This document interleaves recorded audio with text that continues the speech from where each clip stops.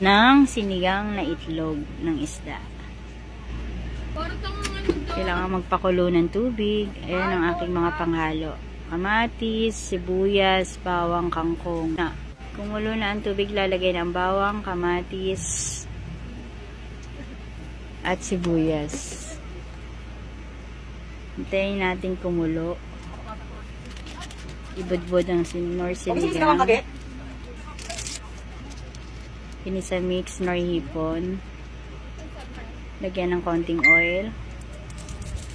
Pamintang durog. Patis. Ilagay na rin ng itlog ng isda. At hayaang kumulo hanggang sa maluto.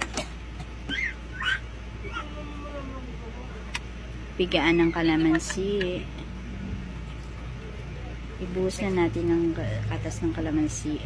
Ilagay na rin ng kangkong.